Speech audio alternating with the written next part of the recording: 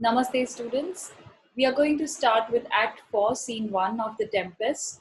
Okay, the last time we saw Ferdinand was when Prospero had punished him, and this was done in an attempt to test his love. Now, right now in Act 4, Scene 1, we will see Ferdinand again with Prospero, but Prospero has approved of his love for Miranda and approved of his efforts, and he decides to reward him with the most awaited gift, that is Miranda's hand in marriage. So this scene sort of brings a different kind of happiness in the play. We see the young couples unite, we see Prospero blessing them and approving to their marriage. Yes, so Prospero approves the efforts of Ferdinand and agrees that he has endured the test of love, and he rewards him with a gift, that is Miranda. So this scene takes place near Prospero's cell, and there is Prospero and with him Ferdinand. So Prospero begins by saying, he's talking to Ferdinand. He says, if I have too austerely punished you, austerely, severely, intensely, or very sternly punished you, your compensation makes amends. Now I'm going to compensate you for your punishment, for the sternness. Okay, you are going to be rewarded for what you have done, for have given you here a third of my own life. I'm going to bless you here. I'm going to reward you here with 1/3 of my own life. So we have to assume over here that the other two parts of his life will be his magic, meaning his books, and his dukedom, which was his Milan, right? So Milan and books of magic, and Miranda, who is 1/3 of his life, he's going to give that away to Prospero as a gift. Okay, have given you here a third of mine own life, for that for which I live, who once again I tender to thy hand. I have lived all my life for Miranda's sake. After he was banished from Milan and he was on the island with Miranda, he has lived on the island with Miranda for Miranda, and now the very reason of his survival, he's going to give it away to Ferdinand and bless them with marriage. Okay, so he says, I have lived for her, for once again I tender to thy hand. I give her hand to you in marriage. I tender meaning I give her to you, give her hand in marriage to you. All thy vexations were but my trials of thy love, and thou hast strangely stood the test here. So vexations meaning troubles, the pain that I have given you by the punishment, you have endured it very well. And that is why you have stood the test of love, and I will bless you, I will reward you with Miranda. Has strangely stood the test here. So you have strangely stood the test, you have endured, and you have passed this test, and that's why you're going to be rewarded with Miranda. Afore heaven, I ratify this my rich gift. Afore, before, in front of heaven here, heaven is going to be the witness here that I ratify this my rich gift. Ratify, give formal consent, approval. I approve of you by giving you this rich gift. Rich gifts, of course, refers to Miranda. O Ferdinand, do not smile at me that I boast of her. Don't laugh at me, don't smile at me if I'm going to praise her, if I'm going to boast her, because he's a proud father here, and he's going to talk about Miranda. He's proud of Miranda, and he's going to talk about her. So he says, don't laugh at me, don't smile at me if I praise my own daughter, but she deserves this praise. For thou shalt find she will outstrip all praise. You will see that she's even better than what I am praising her. She will exceed all the praise that I have for her. So when he's giving her hand in marriage to Ferdinand, Prospero, he is very proud of his daughter, and he says that you will see how all that praise that I have for her, she will exceed that. She will be much better than that. Okay, and make it fault behind her. The praise will be behind her. She will go further than that. She will be outstanding. She will do more. She'll do better than what I am praising her to be. Okay, so this is a proud father speaking to her, speaking to his daughters to be husband. Okay, and we know over here that he is very proud, and he is blessing the couple. He is blessing Ferdinand and gifting him with Miranda's hand in marriage.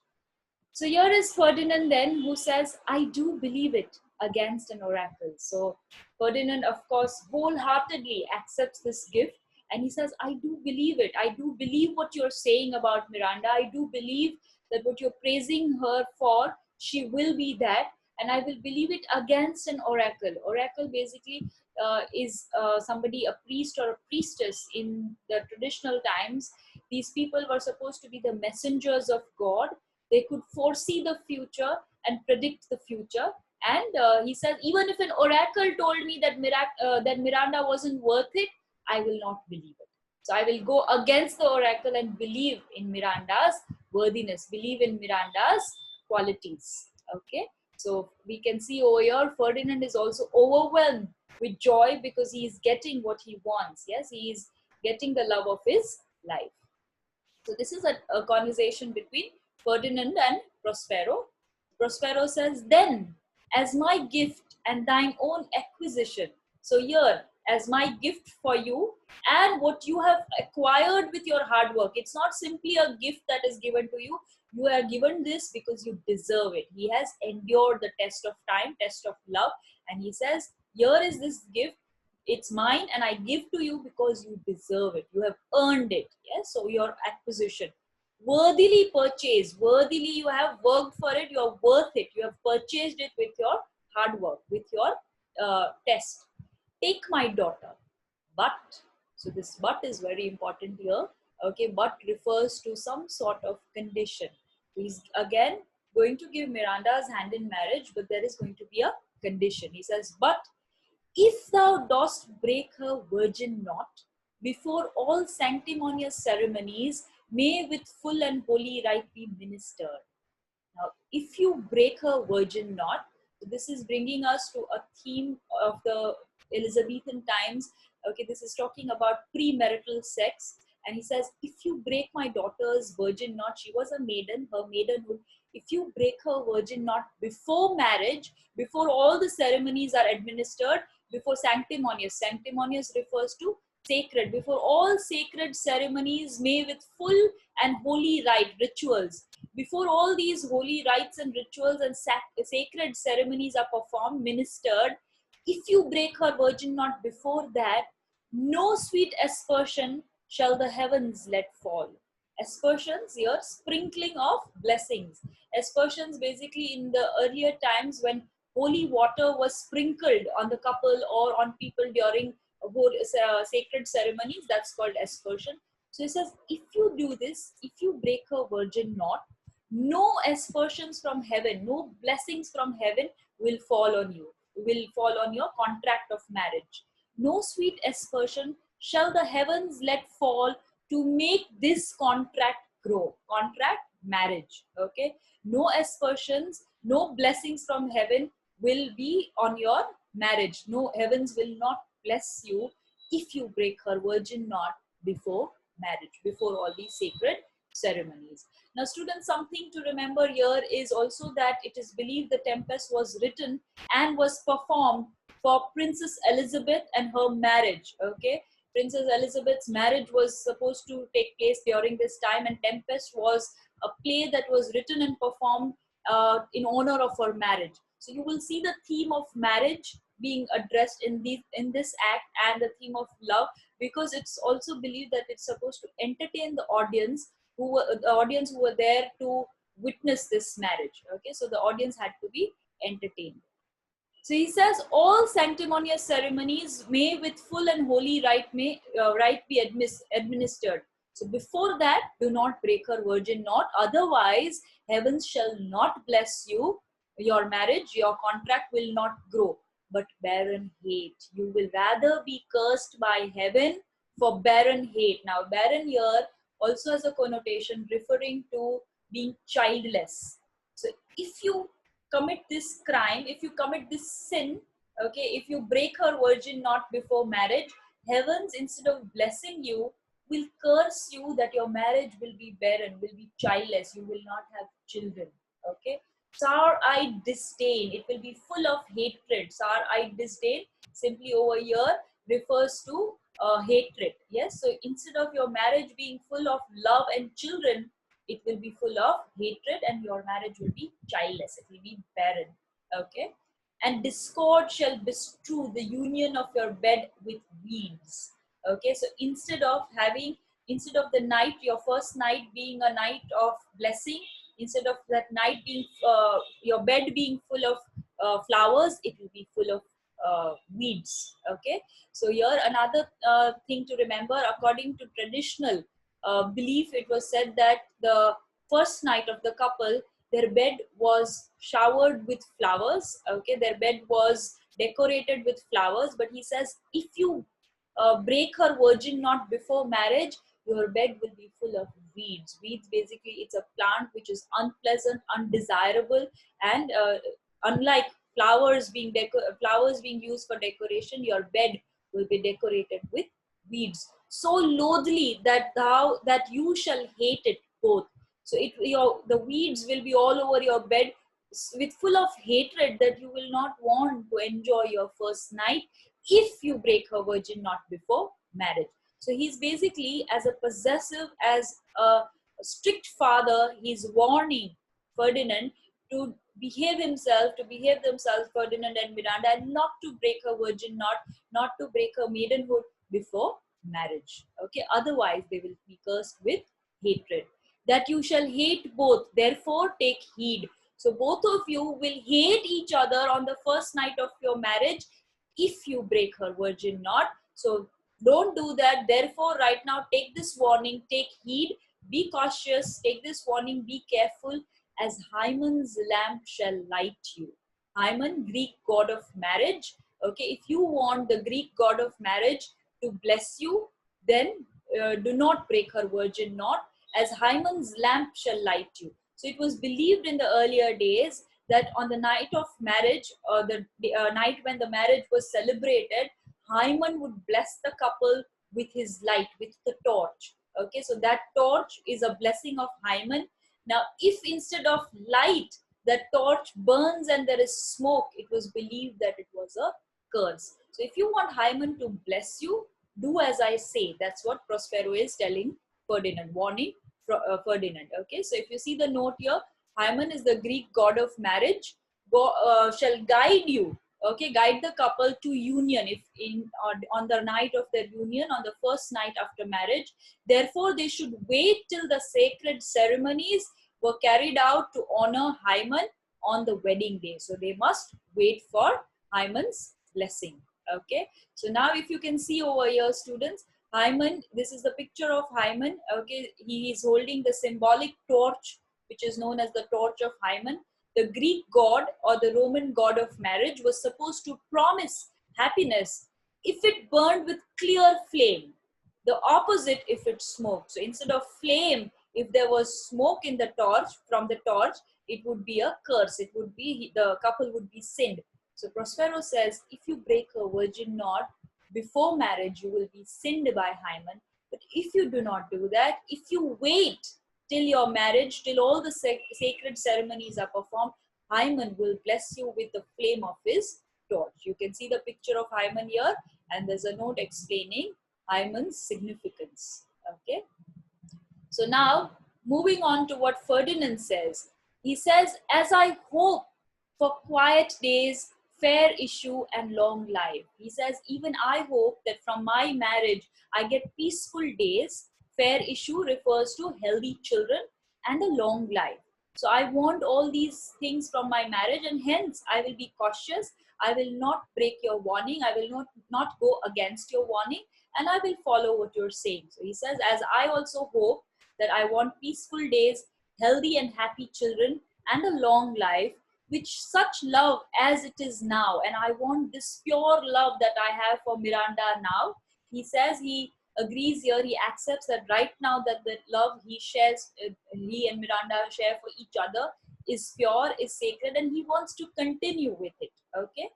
The murkiest den, the most opportune place, the strongest suggestion. He says, even if we have the most opportunity to break that virgin knot, to indulge into a sexual relation before marriage, we shall not do that, because we value the love that we have for each other right now. So he says, with such love as it is now, the murkiest den, murkiest, dark, secluded place like a cave, So which is the most opportune place for lovers to love each other, to be with each other. It may also result in a physical union, right? So he says, even if we have the most opportune place like a murkiest den, like a dark secluded cave, and we have the strongest suggestion here means temptation, and we have the strongest temptation of a physical union, we shall not go for it, because we value the love that we have, and we know what we want from life and our marriage.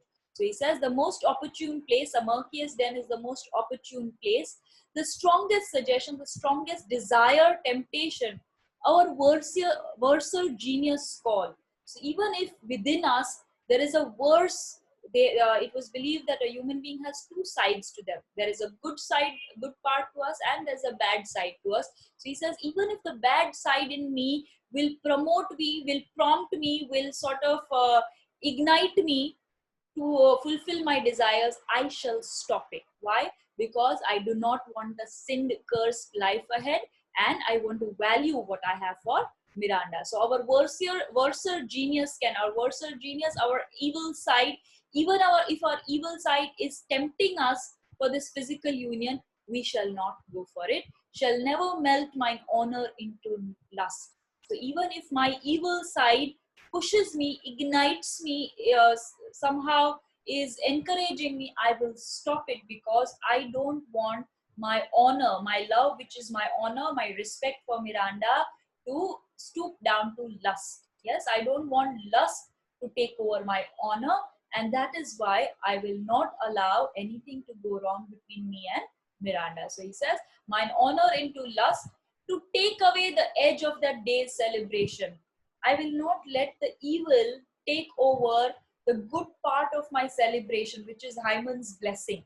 Okay, so the celebration night of the marriage, where Hymen is supposed to bless us, I will not let that dampen, I will not let that spoil because of my lust, because of my evil side. I will rather control it. The edge of my day's celebration, when I shall think, or Phoebus's steeds are fondered, or night kept chained below. Even if I think that my night of the wedding celebrations is not ending, even if I think that I am not getting that time with Miranda, even if I have to wait basically for the night of my marriage, I shall wait, because of my respect, because of my honor, because of my love for Miranda, which I don't want it to turn into lust. Phoebus basically is the god over here. Okay, is the sun god over here. So he says the Phoebus's steeds, meaning the horses. Even if I think that the morning may not come, even if I think that I may not get the chance to be with Miranda in terms of physical union, I shall still wait, he says. Okay, Phoebus's steeds are fondered, over here it means the god's horses have collapsed. Sun god's horses have collapsed, fondered, collapsed, or have been damaged, so that the next day when they shall celebrate their union, even if he has to wait for it, he says, I shall do that, even if it is a long wait. So basically, he simply expresses that even if I think that the day when I get the chance of union with Miranda is far away, I may still wait. Okay. Or night kept chained below. Even if I think that the night is chained and I'm not getting the time with Miranda, the secluded, isolated time with Miranda that he wishes for, even if he thinks that is far off, he will still wait for it. Okay, that is what he is saying. To which Prospero, of course, is impressed, and he says, fairly spoke, sit then and talk with her. She is thine own. So he's impressed and he's satisfied with what Ferdinand has said, and he says, sit here and talk with her, have your time with her. She is thine own. She is your own. What Ariel, my industrious servant Ariel. So he calls for Ariel over there, and he says, my industrious, my hardworking servant Ariel, come here. He's calling, he's summoning Ariel over here. Okay, so this is where we stop at Ariel's entry. So all that, to sum up what has happened is, Prospero has gifted Ferdinand with Miranda's hand in marriage. Ferdinand has stood the test of love, okay, and he has fulfilled all the conditions, after which Prospero gifts Miranda's hand in marriage, but with a condition, that her maidenhood and her virgin knot he shall not break it before the night of the wedding, before their wedding ceremonies were performed, before all the rituals were administered. To which Ferdinand agrees, and he says his love for Miranda is such that he will not let lust ruin his love for Miranda, as he wants a happy and healthy life. Okay, so we stop here and we'll continue with Ariel's entry, where Ariel is going to be summoned by Ferdinand, and we will see what happens further. Okay.